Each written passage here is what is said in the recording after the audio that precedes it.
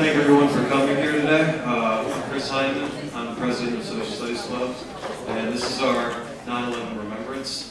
We have a guest speaker here today, Mr. Van Wy. He is going to tell you all about his experience on the date of 9/11. Just a little bit of background on Mr. Van Wy. He lived in New York for 26 years, was an actor for 10, and moved to Lancaster in 2003. He was a ward processor for a law firm for 13 years, and his law firm office was right across from the World Trade Center.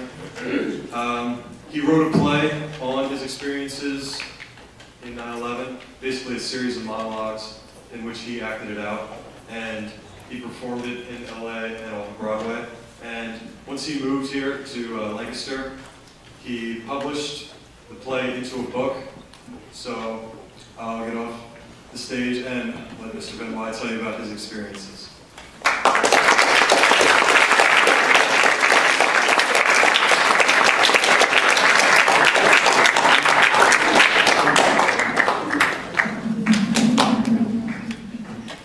Okay. If you have trouble hearing me at any point, just raise your hand and I'll try to be louder. I'll start out by giving you some wisdom that you probably won't remember, but life rarely turns out the way you think it's going to. When I moved to New York in 1977 to become a star on Broadway, this was the last thing I expected would happen, that I'd be standing here in front of you talking about the most tragic day in our country's life, and certainly the most horrible day in my life personally. I moved there to New York November of '77 to be an actor out of college, and I tried that for about 10 years of, an acting job here and there and a survival job in between. And after about 10 years of that, I thought, well, maybe it's time to get a real job. One that pays money and has benefits and things like that. So I went to an employment agency. They sent me out to a law firm to be interviewed for a word processing position. And they offered me the job right away. I took it, and thinking, well, I'll just do this job for a couple of years, and then, maybe I'll go back to the acting. But those couple of years all of a sudden became 13 years, and I was still there. But it was a job that I liked, and it was a mid-sized law firm in Midtown Manhattan. And the beginning of 2001, we started to hear rumors that the firm was going to merge, possibly with another much larger firm. And indeed, that did happen. They announced, I think in February, that they would be merging with a big firm, and unfortunately not everyone would be able to go with their job. They did offer me my job. They said if I wanted it, I could be part of the move. And that for me was one of those fork in the road kind of moments where I had a choice to go in a whole new direction. I thought, well, I could leave this job, maybe go back to the acting, or try something else. I wasn't quite sure what I wanted to do, but they gave me a couple days to think about it. And ultimately, I decided to go with them. And it still amazes me to think that that one decision, which I thought was rather a simple decision, would end up changing my life forever. Because the offices, as Chris mentioned, happened to be across from the World Trade Center. We moved down to those offices the 1st of June in 2001, so I'd only been working down there 3 months before 9/11 happened. But in those 3 months, I grew to love the World Trade Center, if it's possible to love an inanimate object. I don't know if you've seen pictures, but aside from the 2 tall towers, there were other buildings surrounding this huge plaza area that was just really wonderful. A huge fountain in the middle, benches, and in summertime it was just really glorious down there. I made it a habit to get down to work early, and I would stop and get a cup of coffee and the newspaper, and always sit in the plaza area and drink my coffee, read the paper before work. And that's what I did the morning of 9/11. It was a beautiful day. Whenever I see the sky to this day, brilliant blue and beautiful white clouds, I automatically think of that day back then, because it was just absolutely gorgeous. I guess I went up into the word processing center, which was on the 23rd floor, and was there, I guess, maybe about 15 minutes when the first plane hit the North Tower. We heard the explosion, and we felt it. Our building actually did shake, and, for a moment we were, what was that? What could that be? And in a matter of moments, someone ran into the word processing center and said a plane had hit the World Trade Center tower. When I heard that, my first image was that of a very small plane. I was imagining a small end of a plane sticking out of a window of the tower. But at that point, the phone rang, and it was our manager calling from home, and she screamed to the person on the phone for us to get out of the building. She was seeing it on TV. So there was a moment of confusion for everyone. So I thought, well, I'm going to go down and see what's happening. This was before they had to evacuate the buildings. So I got in the elevator and went down to the lobby, and to go out into the street, one went through a revolving door. And I often think, as I went through that revolving door, I was going from one life into a new one. A life that would be beyond anything I could ever have imagined. The first thing I noticed as soon as I stepped out on the street was paper everywhere. Sheets of paper from all the offices in the North Tower.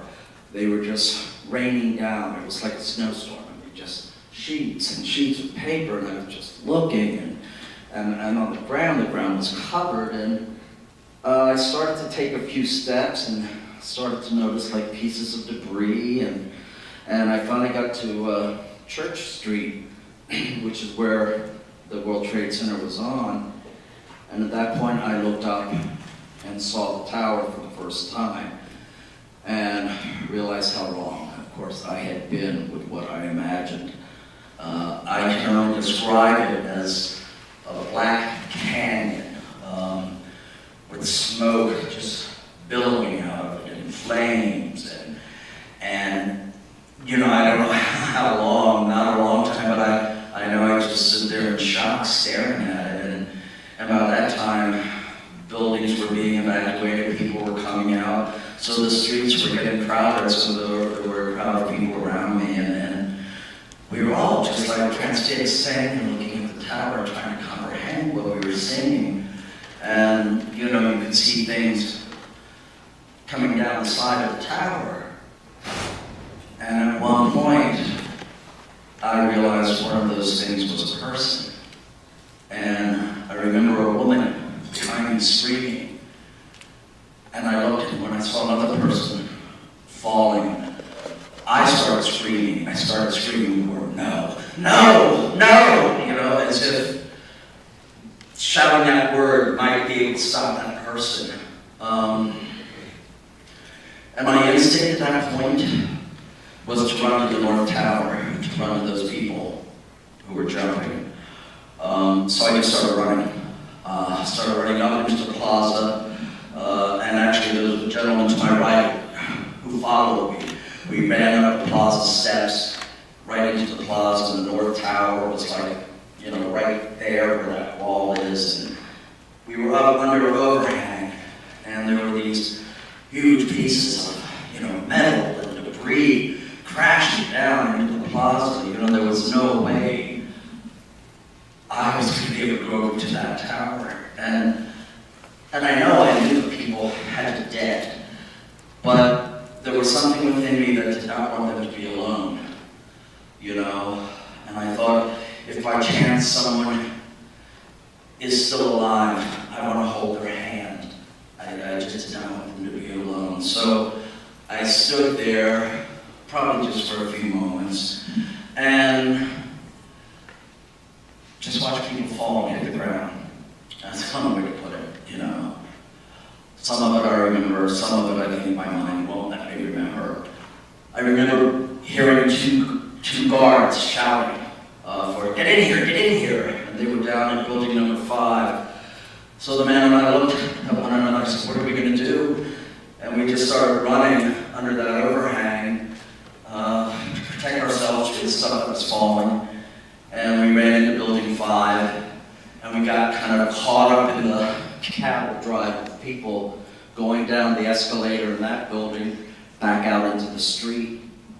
And so I was back out on Church Street and walked down, and again, just staring, you know. I mean, it was strange. We were seeing the same thing over and over. It was like each time you saw someone jumping, you couldn't help but scream and wanted to stop. And then suddenly I hear this plane, this huge, incredible sound of a plane, and I looked up to the left, and I see the plane was so big, heading towards the South Tower. And I remember thinking, the air traffic controllers, they messed things up, they screwed up. The plane will pull up in time, you know. Obviously, it didn't. And when it rammed into the tower, huge explosion, you know, flames and smoke, and those of us in the street literally just started running for our lives. People screaming and yelling, and, you know, we're running and things are falling, and I tripped at one point, and people started stepping on me, and I remember thinking, my God, I'm going to be trampled to death. But I was able to get up, and I kept running, and I turned to Fulton Street, and was running up there with everyone, and there was a man ahead of me, laying on the ground in a business suit. Everyone was running by him, as did I, but after I ran by him, I stopped and turned around and I ran back to him and knelt down beside him. He was alive, he was unconscious, but his head had been split open. And another man came and knelt beside me, and I remember someone saying, "Take this." It was a denim jacket. We put it over his head and was holding it. And by then other people came, and we were screaming to an ambulance that was down the road, because by then the ambulances were coming. We were screaming for it to come up. I remember we turned a man over for some reason. Someone had told us to. And I remember his mouth was filled with soot or black or something, and I remember taking my finger and cleaning his mouth out for some reason. And then I noticed his watch was on the ground, having come off somehow. So I picked that up and put it in his pants pocket, and saw then that he had an employee word tag around his neck. And the one thing I regret to say is that I did not look